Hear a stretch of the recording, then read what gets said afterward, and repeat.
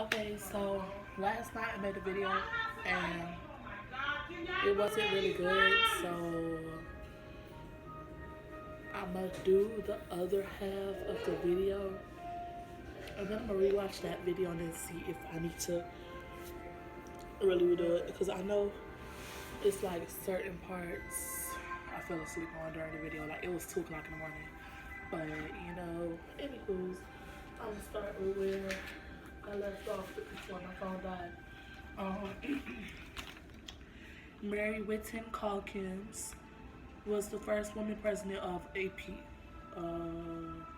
AP. Where is she? I gotta see because I don't remember talking about her name. Mary Whitton. I was not time yesterday. Let's see.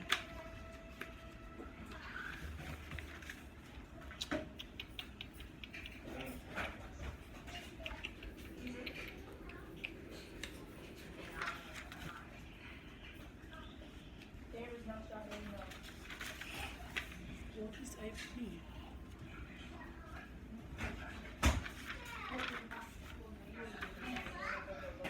There's nothing to drink around here. Is it cold? Can you put some in? Okay. I don't know what that is, but just know that, and they probably ain't gonna ask that like that. Charles Darwin, he was the evolution, natural selection guy. Natural selection, survival of the fittest. That goes with evolutionary psychology. Sigmund Freud, he was the psychoanalytical, the unconscious mind. You do stuff without thinking about it. You drive without thinking about it. Stuff like that. Albert Bandura, he was the behaviorist. He had the modeling thing, whatever that is. No, we ain't talking about him like that. Next person, William James. He was functionalism. Functionalism again is oh Jesus. Y'all help me out today. Okay. Functionalism is exploring how mental and behavioral processes function, how they enable the organism to adapt, survive, and flourish. So thinking developed because it was a gap. It helps our ancestors to survive and flourish. Our ability to think, our conscious awareness serves a function. Key figure is William James. So that goes under, you could say in a way that goes under psychoanalytical. Yeah. Yeah. Moving on. Ivan Pavlov. He was the behaviorist, classical conditioning. I ain't going too deep into that because we ain't gonna really talk about that right now. What the heck are you doing? You don't do that. I did though. If you the one that messed up that thing, everybody's gonna kill you because you just spent $30 on that. No, we can take that later. Jean Piaget, that is the cognitive development. As we say again, cognitive is mental processes. The study of mental processes such as occur when we perceive, learn, remember, think, communicate, and solve problems. So any behavior that you cannot observe and record. Carl Rogers, humanistic client-centered therapy. Not gonna go too deep into that. B.F. Skinner, behaviorist operant conditioning. Not going to go too deep into that. John B. Watson, behaviorist, Baby Albert. Not gonna go too deep into that. Margaret Floyd Washburn, first female psychology PhD. So yeah, she had the first. She was the first female psychology PhD. So yeah, Abraham Maslow, humanistic pyramid of needs. So that was the ending of the first video that I did. I might have to remake that video, but at least I won't have to do that part because that part is gonna be on this video. But let's see. So what I'm gonna do is I'm gonna go over, I guess, like evolution and cognitive. Sorry, evolution and cognitive, they're kind of similar. So like, we did some examples in class of what was evolution and what was cognitive. So instead of holding this whole book, I'm just gonna hold this paper. It's two. Just a couple of examples. I might not even go through all of them, or I might. I don't know how I feel it there. Okay, so the first one says Dr. Short is conducting an experiment in which subjects are presented with lists of random words. She is trying to determine if some words are easier to remember than others. That would never be evolution because it's nothing evolving, it's nothing changing or anything. They're remembering. It's a behavior that you cannot observe and record. Then we have doctors. Then we have Dr. Simonson wants to know if depressed patients will benefit from training that changes their maladaptive thinking patterns. Patients will think I'm not perfect, but that doesn't mean I'm a failure. Instead of I'm worthless. Okay. Oh no, it's not my goal. It's not my goal. I don't put it. Thinking. That was the key word. When they said patients will think, because I know you would say, oh, that's a behavior. Why is that even there? No, it's there because think. So like I brought that up because like if you're doing a test, they're not gonna give you cognitive or evolution.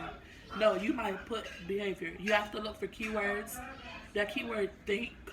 Think is a behavior that you can't observe or record. So yes, that would be cognitive. Dr. Sorensen suggests that men are more aggressive than women because among our early human ancestors, males had to compete for territory and mates.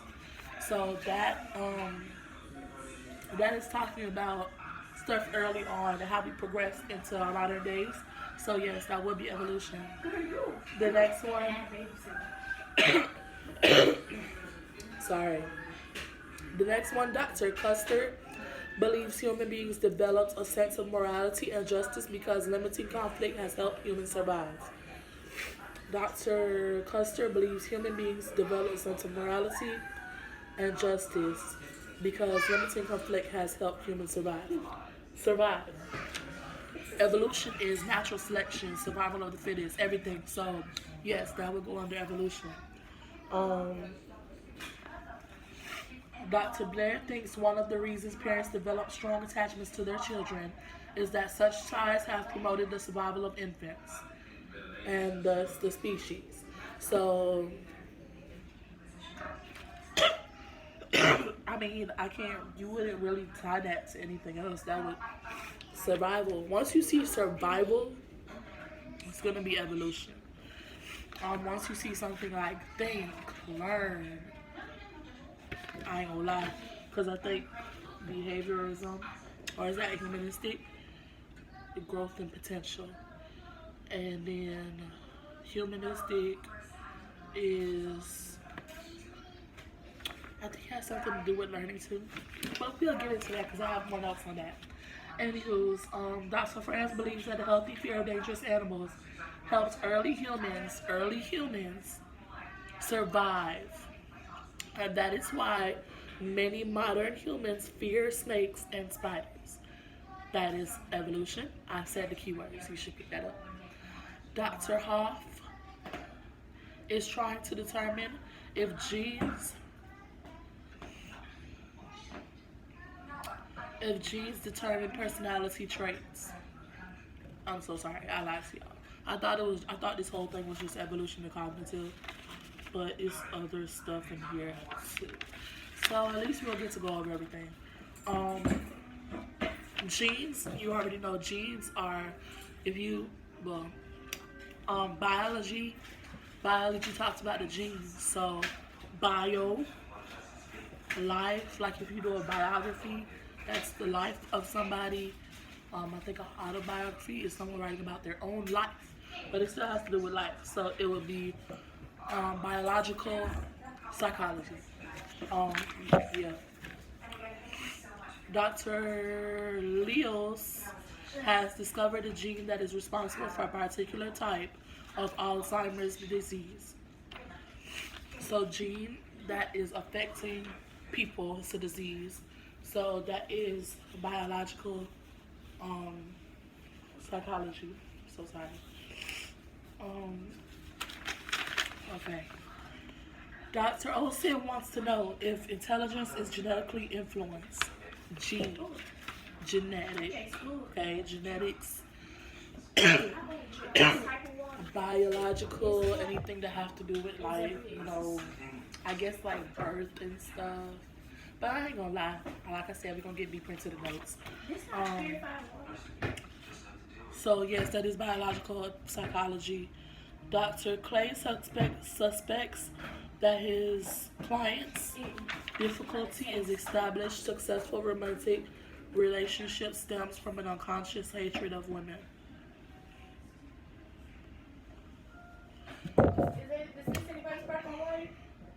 I should have put psych and because that could have just been plain out psychology. But I did put psych. But the answer is psychoanalytical psychology. And you can tell because they said unconscious hatred of women. If it was just like hatred of women, maybe that would have been like behaviorism. I don't know. But they said unconscious, so it's psychoanalytical psychology. Okay, when I'm explaining to Mrs. Well why he wasn't done with an assignment, Shane said, "I'm sorry, I didn't have time to complete the work. I had to go to a funeral over the weekend. My grandmother died. Mrs. Well suspects he might not be telling the truth. He confused the words lied and died because of subconscious feelings of guilt.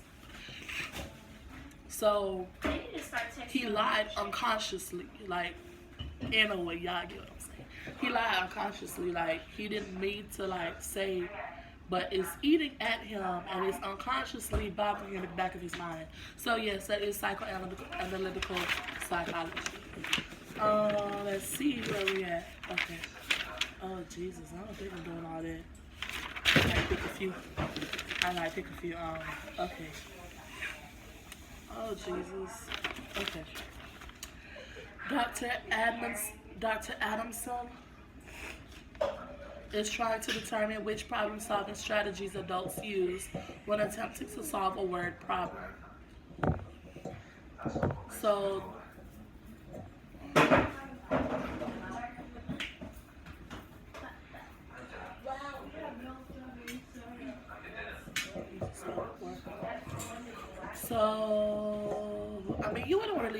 I don't think you can really put this under anything else. But problem solving, I guess you solving a problem, think of solving, that's like learning or remembering. That would go under cognitive because that's a mental process. Yeah. Dr. Scora believes that healthy adults will strive to challenge themselves through engaging work or hobbies.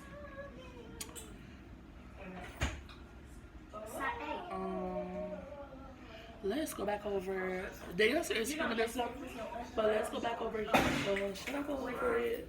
I mean, it was your other day. I'm trying to think. Yeah, I'm gonna go over it real quick. You know, yesterday was your other day birthday. Humanistic emphasizes growth and potential. So this was talking about the growth. Strive to challenge themselves to engage in work or hobbies. So that's growth and potential. So growth, anything to do with some type of growth through humans is humanistic psychology. Dr. Zerbian is writing a book on people in U.S. history who he believes were self-actualized. He believed people are most happy when they follow their dreams. You would think this is behaviorism because it's like a behavior. I don't know, but it's not like a behavior you can monitor. I don't know. I don't know, y'all. We gonna have to get deep into this. But on people in U.S. history, he believes were self-actualized. He believes people are most happy when they follow their dreams. I think this would go under humanism. Is growth and development. But you like these questions aren't like questions where you could just sit here like, hey, it's that. You have to like, actually think about that. Let's see, next one. Dr. Skimmel believes that her client will improve if she demonstrates acceptance and support of his dreams, goals, and ambitions. I don't know what SC means. I'm so confused right now. Social, cultural, psychology. No, that can't be what that is. What is ST? Oh, give me this.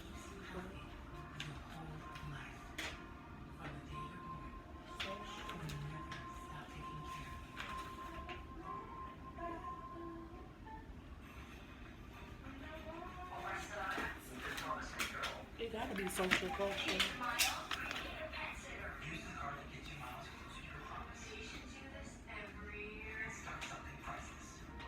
That's why I was confused, cause like I'm like, that doesn't even go. I was trying to switch the questions, but I said it. You already know what the next one is, but we're still gonna go over it. So that means that we have to figure out this one. I think I see the answer for it, but like it looked like I scratched it down and wrote it again. So I don't know if that's really the answer. So let's see. Dr. Skillman believes that her client will improve if she demonstrates acceptance and support of his dreams, goals, and ambitions. Um,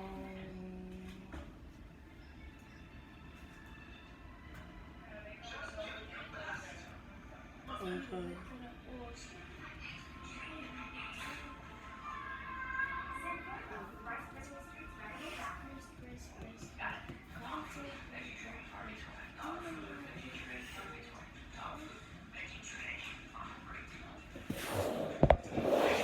I gotta go get my charger.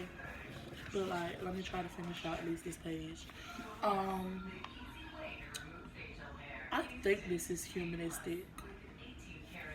At least I have one sample. Dr. Skimmer believes that her client will improve. So, improve is growth, right?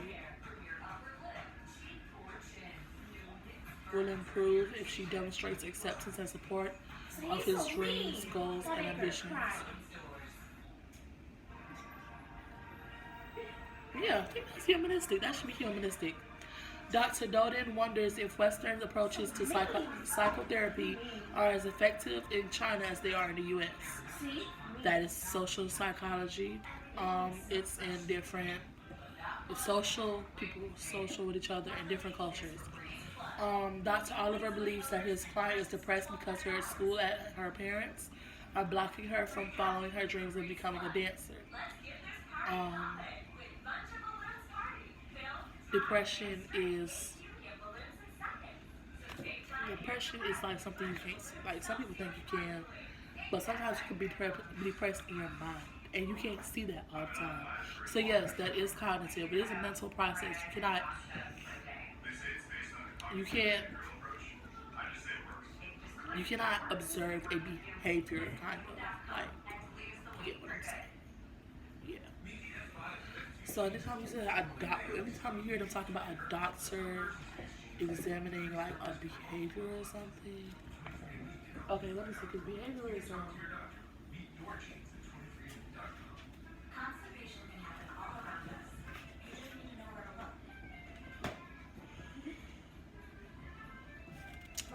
Don't worry. I have to ask my teacher about that. Okay, so let's put this one up.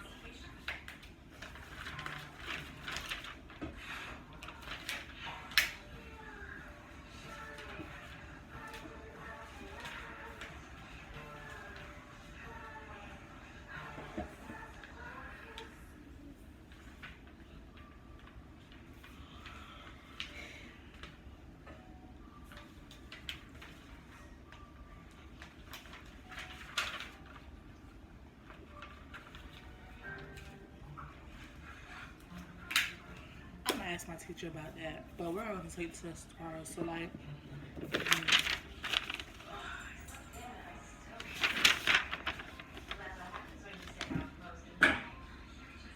Social cultural is really easy. That's what like this whole page is about. So, and like some of them could have been argued with social culture and behavioral. That's just one though. And then one was psychology. Dr. Jeffrey raises his pinky every day. He drinks at the dinner table. I'm gonna have to ask about that. So I'm gonna write down some notes. I have to go get a pen and use the restroom. But let me finish up. Um,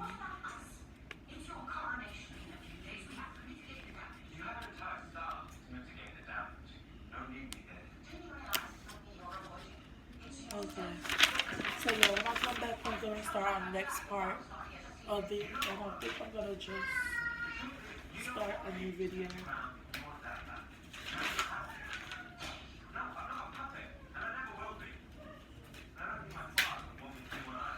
So yeah, up.